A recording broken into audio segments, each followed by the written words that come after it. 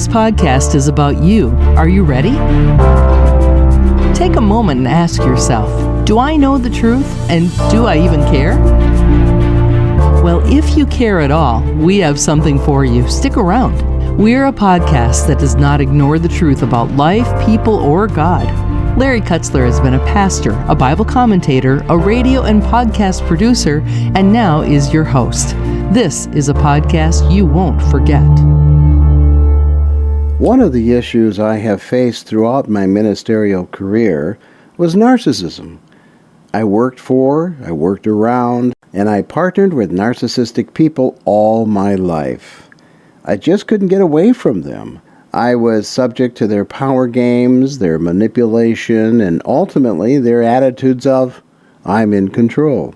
I hated it, and I hate to see people today subject to the pain of the environments where power is all about control. Today, Dr. Nathan Unruh speaks to a man who knows about power and has written a book called Healthy Power, Pathways in Work, Love, and Life. Thanks for joining us for the City Sides Podcast. Making excuses is a bad habit we all practice. It would be better for all of us if we practiced a no-excuse zone in our daily lives. It's easier to make excuses than it is to make things right. God makes no excuses when He says He will never leave you nor forsake you. He's always just a prayer away. Thanks for joining us.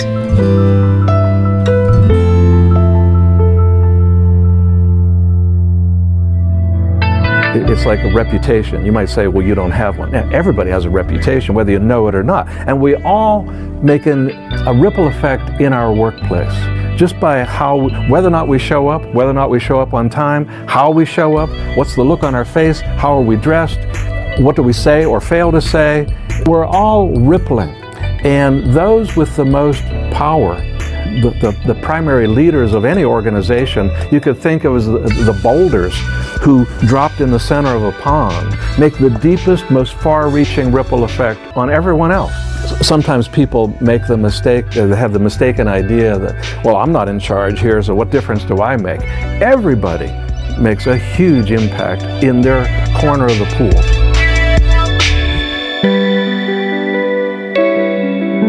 Welcome, everyone. I always live by a simple principle that if you gotta be the smartest person in the room, you better change rooms. And in this case, this is really easy for me because you are the smartest person in this room, no doubt.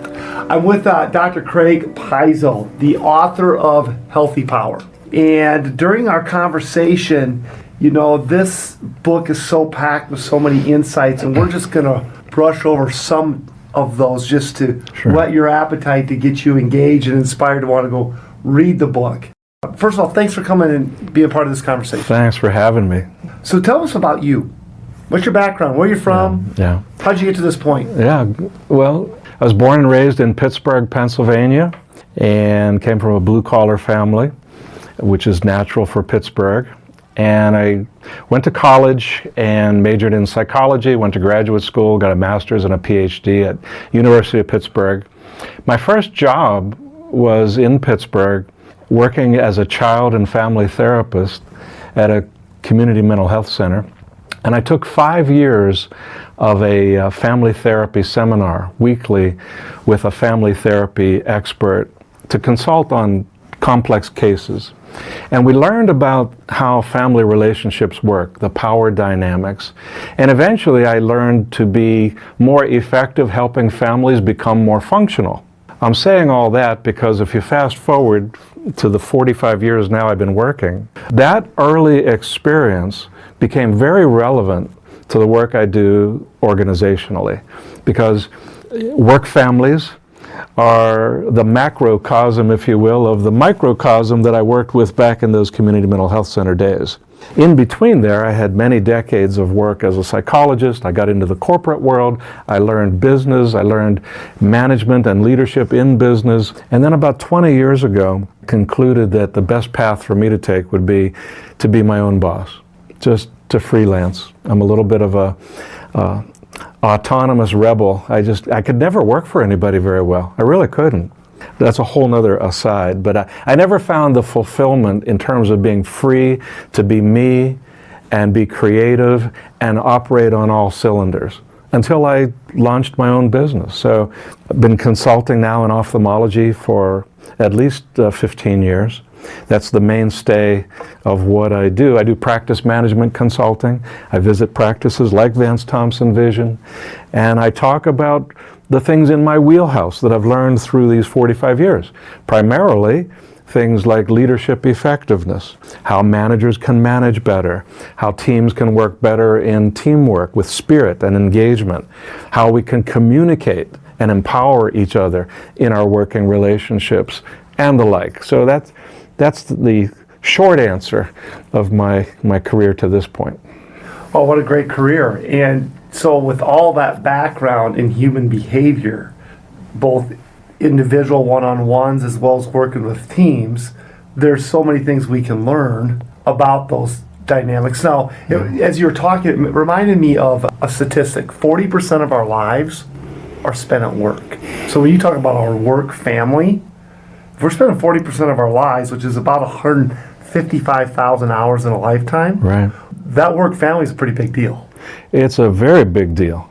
And it dovetails with what I think you're leading into around burnout, I suspect. I am. Well, yeah. Yeah. So talk to us about burnout. I think some of your insights on burnout Yeah. are fantastic. So how do we avoid burnout? I know I've been there myself too many times. How do you counsel people to avoid that? Well, I think it's important to understand a framework that undergirds, burnout versus, thriving. And then we could get into some practical tips. I think the two, understanding the why and the principle helps support the how and the practical application. So I read this book by Dr. John Izzo, psychologist, called The 5 Secrets You Need to Discover Before You Die. And he talked about being tired at the end of your workday and having either a good or a bad tired.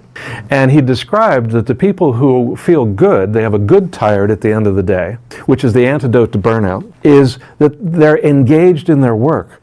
They are driven with a sense of meaning and purpose. They have a sense that they have a calling, not just a job. They're following a career path. Whereas the people who define work as drudgery, or it lacks meaning, or they're disengaged, they have a very hard time understanding that in order to get energy from work, you need to invest in work. You could think of the metaphor of priming a pump. If you're dying of thirst, but you have a well that has run dry, you need to pour buckets of water down there, get it going, create the suction, and then the well will feed the village. But you have to be willing to invest that precious water while you're dying of thirst. Well, if you're exhausted at work, people are feeling like they just don't have their get up and go, I coach them to do the opposite of what they intuitively believe they should do. They think I should just stand around and protect and preserve what little energy I have and do the minimum of work. And then by 9:30 they're looking at the clock and saying, oh my God, it's only 9:30. And the day drags and it's exhausting. And at the end of the day they have a bad tired. They don't feel engaged, they don't feel fulfilled, and they're certainly not joyfully energized by what they're doing. So that's the framework of good versus bad tired. What practically it means is to find a way to serve. And this is where Vance Thompson Vision comes in as exemplary. This idea of having a service orientation, that we don't have water to pour down the well to prime the pump, but we have our hearts and souls. We have our minds and our energy to invest in each other as our work family members, and certainly in the patients. And when we give unconditionally, there's no strings attached. We're just giving because it's the right thing to do. We're paid to do it, but it's the right thing to do even if we weren't being paid to do it. We were working as volunteers. We would still pour our hearts lovingly, wholeheartedly into what we're doing. When you empty yourself like that, from the heart, working wholeheartedly with professional love, what comes back is joy. And in my book, I talk about energizing joy versus egocentric pleasure. Energizing joy comes from love. You invest lovingly and you see it bears good fruit. Your coworkers are thriving, your patients are recovering, and everybody's crying tears of joy because of, they can see better and they're relieved from their suffering, etc. You vicariously cry with them tears of joy. And you're tired at the end of the day, but that's a good day. That's a good tired. So the antidote to burnout starts with finding meaning and purpose, and then having that faith to commit to investing wholeheartedly in your work, making it your calling, not simply your job. I love that. I want to pull out a few things for the listeners there. We always hear, are you happy? Right? You know, you got to find your happy. But what I heard there, because happy, and you tell me if you agree with this, happy is more extrinsic. What I heard you just describe as joy is more intrinsic. Absolutely. Because if I'm seeking joy and fulfillment, then it starts inside, which is under my control, good news, and I, with this leap of faith, working wholeheartedly, invest and commit to giving the best of myself, and then try it out and have it come back and feel so energized in that process that you realize that you are autonomous, that you can drive yourself, reward and derive rewards from this world accordingly. Where people get stuck is maintaining that focus on things external. Like, I need that feedback, I need your approval, or I need that extra donut in the break room so that I get some pleasure, as opposed to the joy of service, the joy of love and fulfillment. I know it sounds old-fashioned and corny, but these things they're still part of the human DNA, our structure, and they'll never be obsolete. I agree with you 100%, but it's not always the narrative we hear about work. It's the road less traveled, as the famous book says. Yes. But work there was made for us, not the other way around, right? To provide us joy. I mean, when God created Adam and Eve, or created the garden, he put Adam and Eve in the garden to do what? To work. To create joy and to create service back to all to the garden. Well, you're absolutely right in that we are built as a species to be active and to be actively engaged in doing something productive that brings us back a sense of meaning and purpose and fulfillment. And I would add to that, that's why so many people in retirement struggle. Because their vision of the good life is, I don't have to work anymore. I can sit around and languish and stagnate, and very often, tragically, they're dead within 2 years. That we are not built emotionally nor physically to think of our lives like a swimming pool. I have a swimming pool at home, I maintain it well, and I keep the chemicals in balance and the filter clean, and we have a pristine swimming experience. If I ignore that pool for 1 to 2 weeks, it starts getting green and slimy. Or if I don't have the chemicals in balance, our bodies are mostly water. Each of our little trillions of cells are swimming pools. When we keep our bodies in motion actively, especially with a positive outlook, we are filtering our water. We are circulating and pumping. The heart is pumping that water through our body. Our kidneys and the rest are filtering it. When we sit around and we don't move, we stagnate, and especially with negativity, what do you think happens to every cell in our body? Not only do we get fat, we get stagnant and stale. And does it not then make sense that we feel stagnant, stale, potentially depressed, burned out? I just read a great book by Dr. Sanjay Gupta called Keep Sharp. He's a neurosurgeon, chief medical correspondent with CNN. You probably know that. I just read the book this year, and he said the number one research-based antidote to getting old and losing your mind in terms of memory, dementia, and Alzheimer's is walking.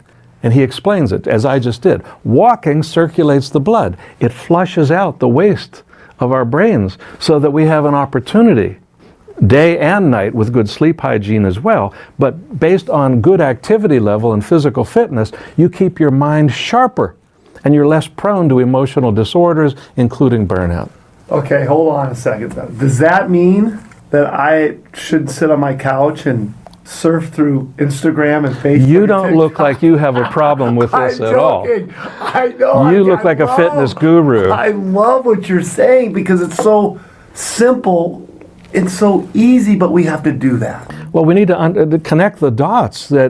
And a number of physicians have said to me that my metaphor about the pool water makes perfect sense. I love that analogy, yes. And it's research-based also, that physical activity, especially physical activity with a good attitude.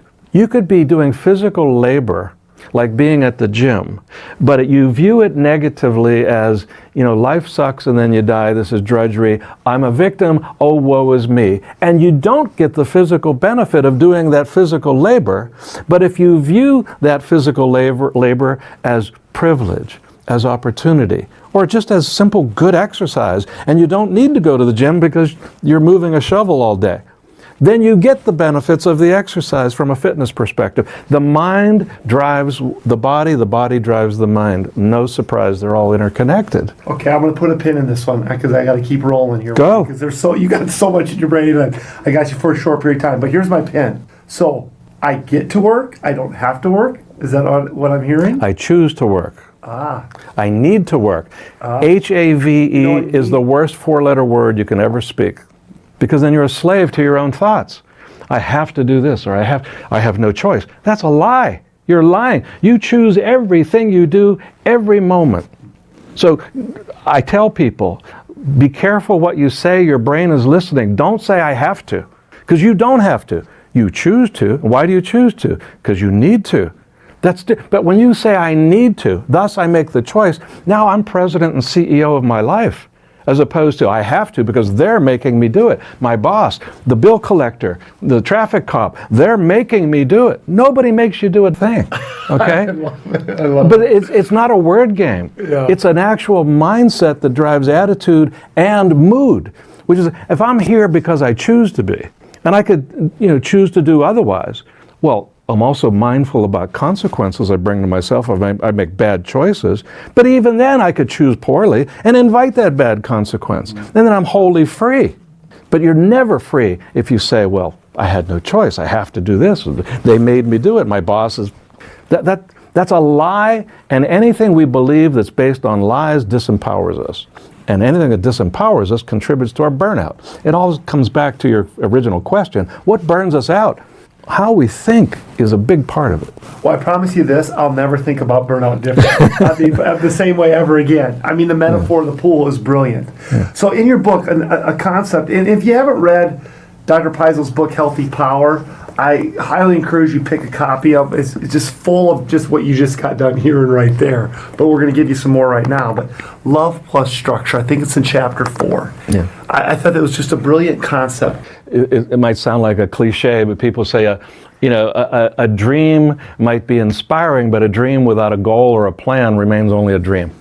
So you can think of having a goal and making a plan as adding structure to your passion, your love. So we need both. And I used the comparison with another conversation I had this past year with somebody at Vance Thompson Vision. I said, you might have a passionate drive, a love of travel, and you want to go coast to coast and travel Route 66. But you better have your car in shape, and you better follow the speed limit laws and stay within the lines. Because if you ignore your gas gauge and run out of gas, that interrupts the flow. So passion without structure, the structure of highway limits and boundaries and rules and consequences. There are limits and boundaries for the car itself if it gets overheated or is not fully fueled. Rumble strips is a good example. Why do we have rumble strips? Don't they disturb you when you drift out of your lane? And don't we need that wake-up call because we're drifting out of our... That's a form of structure that keeps us in line, in lane, so that we literally can fulfill the passion of driving coast to coast. There's nothing to stop you from going to fulfill that dream. I'm using that example, driving 3,000 miles, as long as you abide by the structure. Love without the structure can get you into a potential disaster, or at least a dead end, and short circuit your goal attainment. So we need both. Another parallel I think about is, the yoke. Do you ever see the old-fashioned wooden yoke that oxen would wear, or horse-drawn carriages? They would wear a yoke and pull a plow or a wagon, something like that on the old farms. Well, if I was one of those animals, I might say, if I had a human mind, I don't want this yoke, I don't need this structure, and I don't like working next to you. Okay? But the farmer would say, if he's listening and read my book, the farmer would say, but listen, when you work together, 1 + 1 equals 3 or more, because there's synergy of you working together side by side. You're now a team. Teamwork is better than working in isolation, and it keeps you going in the right direction. We'll be more efficient and productive if you just put on your yoke and accept that it's not punishment, it's not torture, it's structure that enables you to fulfill your own dream of being successful, assuming they have them. And the parallel, obviously, is for us going to work and adopting a similar attitude that, Vance Thompson Vision is a case in point. Every employer has a yoke they expect employees to put on. Come to work, wear the yoke. What does it mean? Follow the policies and procedures, color inside the lines, obey the rules, etc. And the attitude about the yoke drives so much of the degree to which they're either engaged or holding back, fulfilled or unfulfilled, thriving or burned out. Again, it's attitude and perspective. Brilliantly said. So this goes into my next question, and I love the yoke metaphor. So when you're looking at dynamics of teams and leadership, yeah, you talk to me about the ripple effect. Speak to that. Yeah. Well, in the book, I talk fundamentally about 2 types of power. The book title is Healthy Power, Pathways to Success in Work, Love, and Life as a subtitle. But the structure of the book is really the contrast of healthy versus unhealthy power in 8 main domains, 8 forks in the road where we make choices. We make choices on the one side that increase our level of power in that domain in healthy ways. Or in that same domain, we go down the other side of the fork and we make other choices and we become more powerful, but in ways that are unhealthy. Okay, so I could give examples, but rather than belabor that here, say the ripple effect is, first of all, we all make a ripple effect. It's like a reputation. You might say, well, you don't have one. Everybody has a reputation, whether you know it or not. And we all make a ripple effect in our workplace, just by whether or not we show up, whether or not we show up on time, how we show up, what's the look on our face, how are we dressed, what do we say or fail to say. We're all rippling. And those with the most power, the primary leaders of any organization, you could think of as the boulders who, dropped in the center of a pond, make the deepest, most far-reaching ripple effect on everyone else. So sometimes people make the mistake, they have the mistaken idea that, well, I'm not in charge here, so what difference do I make? Everybody makes a huge impact in their corner of the pool. You could think of it, to use an example from my past, I had a pool party when my stepdaughters were very young, so this is over 20 years ago. I had worked all summer to make the pool pristine, as I've talked about earlier, and that was after struggling all summer to get it balanced. I actually drained the pool, bought a new filter, rebooted, and got it ready just in time for the late summer party. And during the party, I'm in the pool supervising the young children and my stepdaughters, who were like 5 years old, and one of the mothers brought over their infant child and thought it would be really cool to expose them to the pool, which is nice, and dunked the baby in the pool. But did you ever see a tea bag dipped in steeping hot water and oozes brown? Imagine what was happening outside that diaper into my pristine pool. Oh, you were so bad. Now, here's how crazy the idea was. I was on one side of the pool and it happened on the opposite 20 feet away from me, and I thought, oh, I'll be okay over here. And then it dawned on me, the water's circulating. Within seconds, I'm going to be immersed in sewage. I said, everybody out of this pool. Now, I'm telling you that story not just to entertain, but because it's an analogy or a metaphor for what we do in the workplace. Are we filtering water? Are we making it clear and beautiful and pristine for our coworkers? Are we impacting them in ways that make it inviting and pleasant and beautiful? Or are we dunking our dirty diaper in their workplace and contaminating it? Really, not to be graphic about it, but that's what it amounts to. It's a great metaphor. The point is, nobody gets to be Switzerland. Nobody's neutral. Yeah. Nobody shows up and isn't either demonstrating healthy power that has a positive, helpful ripple effect, or they're demonstrating power that's less than healthy, and it's toxic, it's negative, and its ripple effect is damaging and destructive. And who wants to swim in that pool? Not me. Yeah. You tend to have the healthiest people who are also your most marketable jump out of the pool first because they can. If you're more marketable because you're more valuable, you have more options to say, not me, this place stinks, I'm out of here. So in terms of talent acquisition and retention, you need to have a pristine pool to keep the most valuable high talent people swimming and growing in your team effort, in your work family. I mean, you're an amazing communicator. I mean, you've given us already in a short period of time these wonderful parables, metaphors, analogies, whatever we want to call them. How do you become better at communicating? Well, I think it starts with defining what we mean by communication, okay? And most people think of it as, you know, what can I say? Can I be a better speaker? Can I share better information? I think that's the second part, and the lesser part, frankly, of being a great communicator. The first part is knowing how to ask really great questions and really being a great listener. And I mean, to be a great listener means you're present. You're making eye contact. You're really here. You're not like, you know, quietly listening, but not really listening, thinking, well, this is what I'm going to say next when he stops talking, whatever he's saying. No, that's what commonly happens. They role play listening and they're not. To be a great listener means I've asked you a question and I'm genuinely interested in what you think or feel. And I'm going to really be quiet and engaged and present because I'm genuinely interested in hearing what's going to come out of your mouth next. That involves a form of empathy. That is the ability to put ourselves in the other person's place, to be able to understand how they're thinking, why they think that way, how they feel, perhaps even why they feel that way.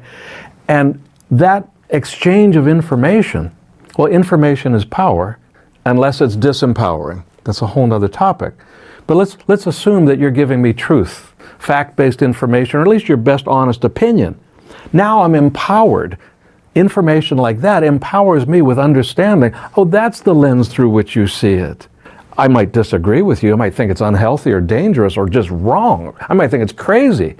But I'm not going to say that's wrong and crazy. I'm going to say, with genuine appreciation and respect, you know, thank you for sharing that. Thank you for opening up and telling me that. Now that I understand that, I can meet you where you are. We call it pacing. I can pace with you there. I can show respect, not necessarily agreement with your point of view. And the beauty of it is to become an influential communicator, you pivot from pacing to leading. And it's in that order. If I pace with you, I've also done what's called active listening. And I'll say something like, you know, I heard you say X, and I'll let you know without parroting you or sounding gimmicky that I get it. I heard you, I understand, and now you know that I was listening, and you know I really understand, I get it. I've given you a gift. I've listened, I've cared, I've been interested, and I understand. I gave you the gift. And now I'll say something like, oh, however, or but, or and I'll make a transitional comment where I'll say, perhaps we could think about this a different way. Have you ever considered X? Or let me share with you a story about, or how other people have handled this and it served them well. I'm inviting them to take my lead, to move from where we met first, where I paced with them, where we started, to leading them to entertain new options, consider perhaps a dramatic pivot of their own. And when they accept that, when they buy it, so to speak, then I've influenced them to change. And that's the essence of coaching. It's the essence of good therapy. It's the essence of great communication. So you've had thousands of one-on-one conversations. Yeah, bazillion. A bazillion. Yeah, that's the technical word. And you've been able to practice that just through pure repetition. Yeah, I have the 10,000 hours that Malcolm Gladwell talks about in Outliers. Yes. Yes, yeah. How do we get better at that? How do we get better at that? Well, Because isn't that one of the biggest complaints in the Yeah. workplace and even our personal relationships, that you're not listening. You never listen. You Yeah. don't communicate. So when people say you don't communicate, what they're really saying a lot of times, you're not listening. yeah. Is that true? Oh, absolutely. I think most people, when, like I said earlier, when they think about being a great communicator, they think about being a good orator or knowledgeable, and they can disseminate or lecture great information. It's almost not on the radar to say, first, I'm a great communicator because I know how to ask questions, probe, invite, elicit, listen, understand, empathize, and give feedback that connects us. See, I think great communication is about great relationship building. Okay, do that what you just did there. What did I just do? You gave us 3 like little steps. So you listen, actively listen. You ask great questions. You ask great questions. Born out of genuine interest. Then you empathize. You listen, you empathize until you understand, and then you acknowledge or confirm somehow that you understand. That's pacing, Right. and that makes the first connection. That puts us in a position to then potentially lead, and that is influence others to change. It's ironic, I work in ophthalmology where there's so many of the cataract surgeons, of course, are always doing lens replacements.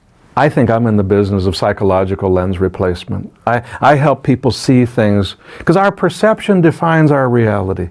The way we see it is real to us.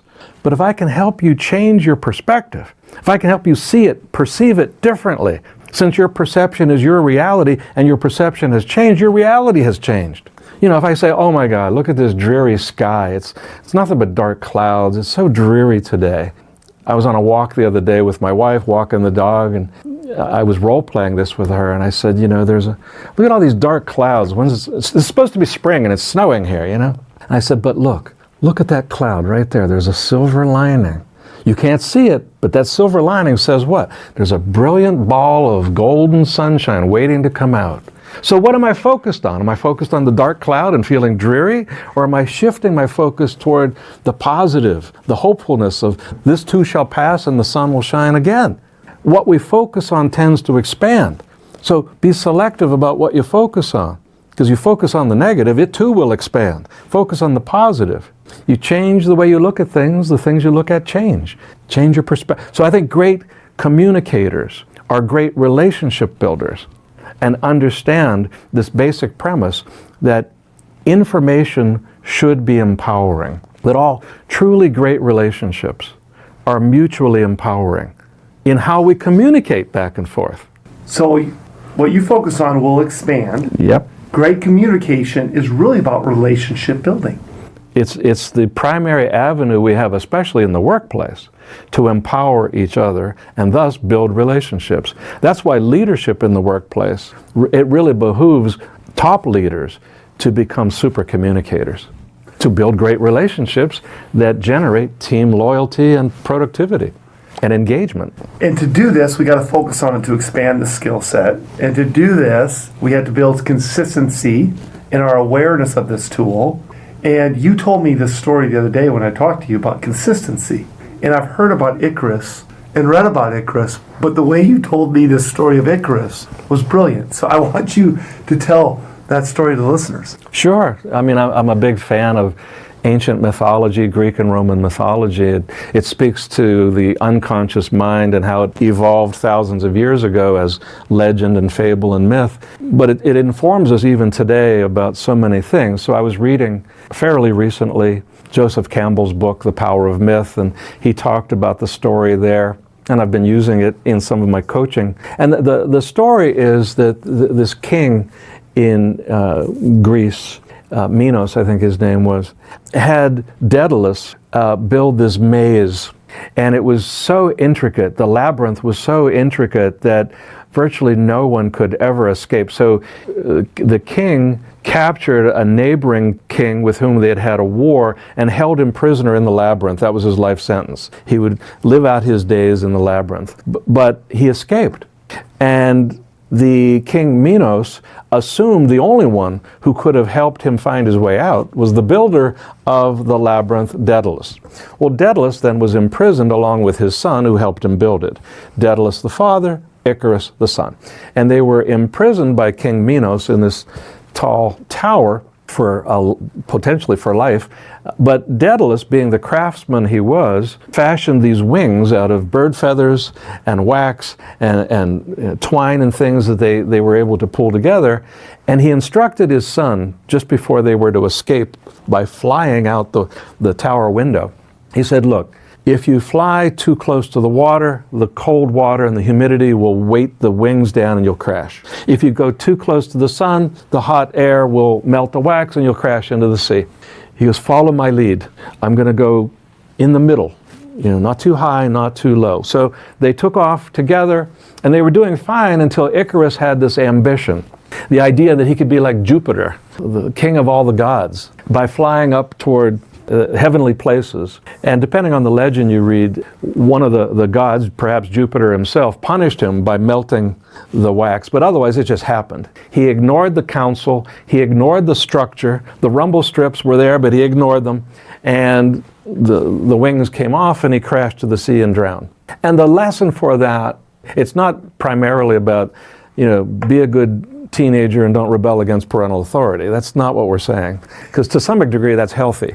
What we're saying is, in life, there are opportunities to go high and low, but the middle way, the middle way is where you find balance and strength. And especially from an emotional intelligence standpoint, when you start to recognize when you get too excited, too high, or too low, you need to do the work of getting back in your zone. You are so delightful and brilliant to sit here and have a conversation. I want to see that as we close this conversation, and I look forward to our next conversation. Again, for the listeners right now, I highly recommend pick up his book, Healthy Power, Dr. Craig Piso. It's just full of just information that you've been listening to, and we're going to talk more in the future, and I look forward to that. But you and I got to meet through an organization I love, because I've been able to look at this organization and see what they do just to care for their people, care for their patients, and that organization's Vance Thompson Vision.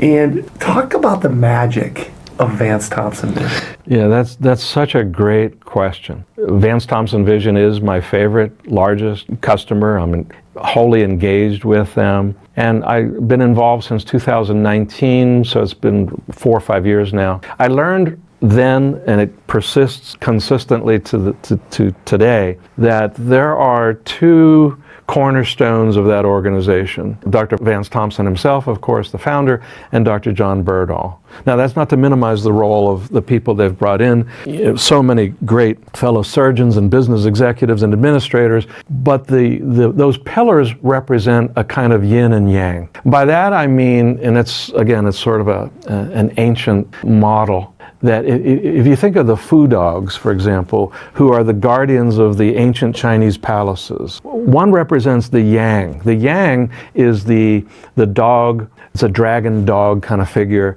that has its paw holding a ball, and that ball represents the world. It's dominion and control over the world. It's counterbalanced on the other side of the steps going into the palace with the other one that is the female representative, representing yin. And it's got its paw on a little puppy lying on its back. And she's holding it, she's nurturing it, she's disciplining it, but all things related to its well-being, growth, and development. And that's her world, the gender stereotypes. Well, in essence, I think that's the magic of Vance Thompson Vision, because Dr. Thompson is more of that yin figure. He is loving and caring and nurturing, protective, very interested in conditions of the heart, love and joy, spirit, etc. Dr. Berdahl brings those features as well, but he counterbalances Dr. Thompson with this sense of, we're going to be powerful. We're going to be successful. We're going to drive this thing. We're going to be, research-based, data-driven, and best in the world. And they're doing it. But I don't think either one of them alone has everything it takes to create the same degree of magic that they have in this magical synergy where 1 + 1 is 3 or more. The other side of it, to answer your question fairly briefly, is they bring what I call the leadership dyad otherwise. That is, in any healthcare organization, you need a melding of medical and business leadership. Somebody's going to be driving all things medical surgical. That's their wheelhouse and their set of priorities. And if they controlled the budget, it would all go toward making the life of the doctors and surgeons better. But they might fail as a business because they're not trained in business. And similarly, the other side of the house, that's business, administrative, financial, and the like, if you let them drive it, you might have a great business for a while, except that if it's not medically informed and in keeping in step with best medical practice and the like, you would eventually become stale and potentially go out of business. So they need each other. Like mom and dad in a family, separate but equal, different but equal in terms of importance. That leadership dyad is what they have. They respect each other, they trust each other, they collaborate with each other, and they make all major decisions mindful of we're a medical surgical practice and we need to have a platform and a structure that's operationally productive and profitable. In other words, we need to consider both sides of the house as separate, equally important, balanced, and being mindful. And that's why, as surgeons, they've continued to be even more successful by bringing in expertise that neither one of them really has. Subject matter experts, business and financial, operational, that augment their leadership vision and values. No wonder they're so magical. They are magical.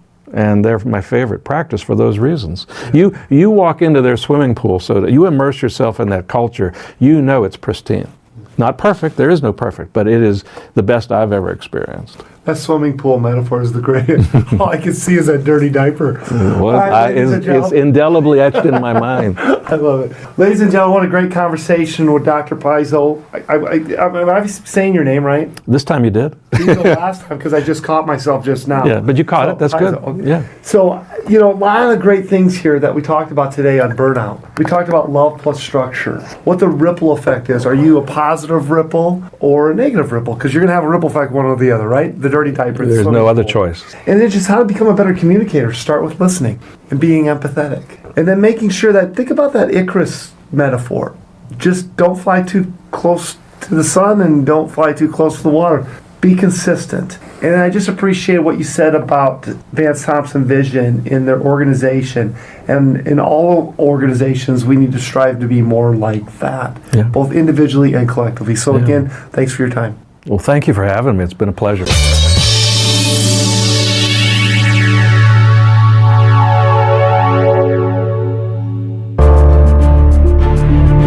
This isn't the end. It's only the beginning of your journey to trust God for the truth you never want to lose. We can help. Log on to citysitesurbanmedia.com today. Remember, there's only one truth and only one God, and you should know them both.